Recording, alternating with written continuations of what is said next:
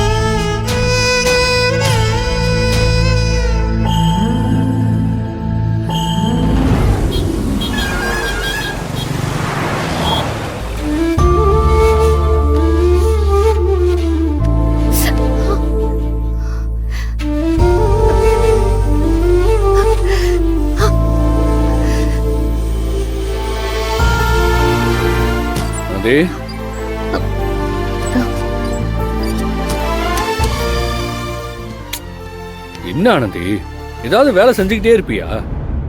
இதெல்லாம் ஒரு வேலையா? ஆமா, வேலைதான். நீ எதுவும் செய்ய வேண்டாம். எது வேணாலும் நீ என்கிட்ட சொல்லு, நான் செஞ்சு தரேன். நான் வயலு வரப்புன்னு ஓடி ஆடி திரிஞ்சு வேலை பார்த்தவ. ஹாஸ்டல்லதே வேலை இல்லாம சும்மா இருந்தேன். இப்பவாச்சும் ஏதோ வேலை செய்ய வாய்ப்பு கிடைச்சிருக்குதேன்னு சந்தோஷமா செய்யறேன். இதுல நீங்க குறுக்க வராதீங்க. சரி சரி, நான் குறுக்க வரல. உனக்காக ஸ்பெஷலா ஒன்னு கொண்டு வந்திருக்கேன். அது என்னன்னு கண்டுபிடி பார்க்கலாம். அப்படியா? எங்க காமிங்க.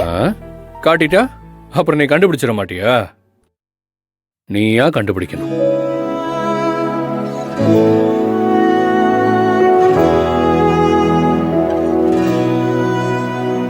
இந்த வாசனை எனக்கு நல்லா தெரிஞ்ச வாசனை மாதிரி இருக்குதே.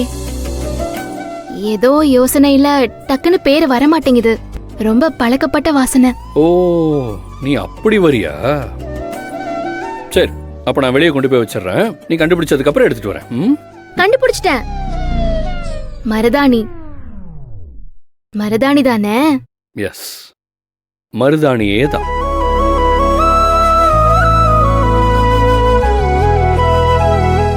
கம்பெனில இருந்து வீட்டுக்கு வரும்போது ஒரு வீட்டுல மருதாணி செடியை பார்த்தேன்.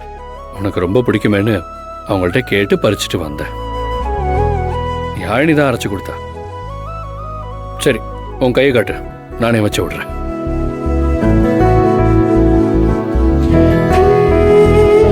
கையை கூட மருதாணி வச்சு விடுறேன்.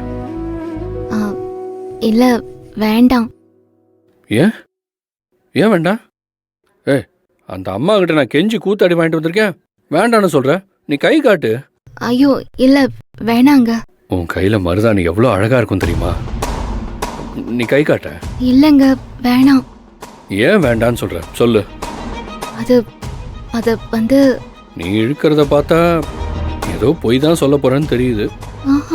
பொய்யெல்லாம் இல்ல. அது மருதாணி ரொம்ப குளிர்ச்சி இல்லையா?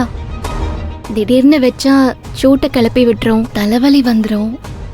ஏன் யாழினிலாம் திடீர்னு தான் வச்சுக்கிறா.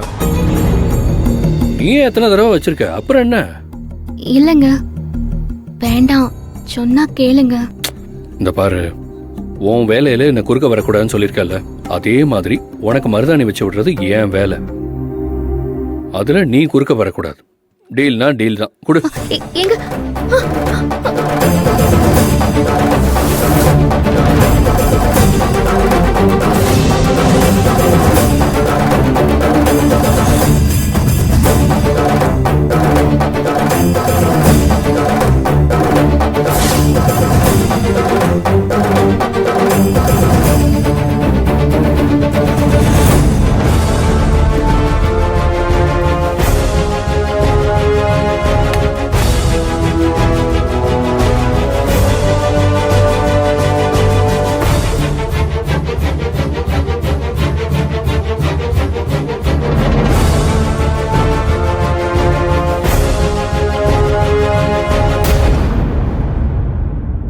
இதுக்கு தான் மருதாணி வேண்டாம்னு சொன்னியா?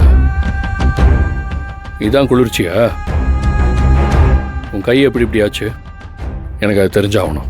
இல்லைங்க, அது உண்மையை மட்டும் சொல்ல ஆனந்தி, என்கிட்ட எதையும் மறைக்காத. அது ரொம்ப நாள் கழிச்சு வேலை செஞ்சேன்னா அதே கையெல்லாம் புண்ணாயிருச்சு, வேற ஒன்றும் இல்லை. நான் கால் பண்ணி கேட்டப்போ வேலையே இல்லை, தூங்கிட்டு இருக்கேன்னு தானே சொன்னேன். இப்படி கை புண்ணாகிற அளவுக்கு என்ன வேலை செஞ்ச? உண்மையை சொல்லுன்னு சொன்னேன்ல, சொல்லு. இந்த வீட்டில் அப்படி என்ன வேலை செஞ்ச? அந்த குட்டிச்சாத்தா உன்னை வேலை செய்ய சொன்னாலா? அதான் செஞ்சியா? இல்லைங்க, இல்ல. ஆனந்தி, துளசியை காப்பாத்த என்கிட்ட பொய் சொல்லாத. ஐயோ இல்லைங்க, எதுக்கு எடுத்தாலும் ஏன் துளசின்னு சொல்றீங்க? துளசிய தப்பா நினைக்காதீங்க. என் மேல அவளுக்கு எந்த கோவமும் இல்ல. ஓஹோ, கோபம் இல்லாம தான் ஏற்காடுல உன்னை கொல்ல வந்தாளா? அது அவதேன்னு உறுதியா தெரியாம ஏன் இப்படி பேசுறீங்க? சரி, அதை விடு. இப்ப இதுக்கு நீ பதில் சொல்லு. உன் கை எப்படி இவ்வளவு புண்ணாச்சு? அப்படி என்ன வேலை செஞ்ச? அது காலையில இருந்து 2-3 தடவை அம்மியில அரைச்சேன். அதுவும் இப்போ மிளகா வச்சு வேற கார சட்னி அரைச்சேன்னா அதே இப்படி ஆயிடுச்சு. அம்மியில அரைச்சு ரொம்ப நாள் ஆச்சுல்ல, அதே வேற ஒன்றும் இல்லை. எல்லாம் போக போக பழகிரும். என்னால் நம்ப முடியல.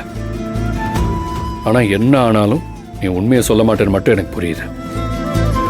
நீ சொல்லன்னு உண்மையை எத்தனை நாளைக்கு மூடி மறைக்க முடியும்? துளசி தான் இதுக்கு காரணம்னு தெரியுற அன்னைக்கு அவ கைய நெருப்புல பொசுக்கிடுவேன். சரி, முதல்ல உட்காரு. உட்காரு.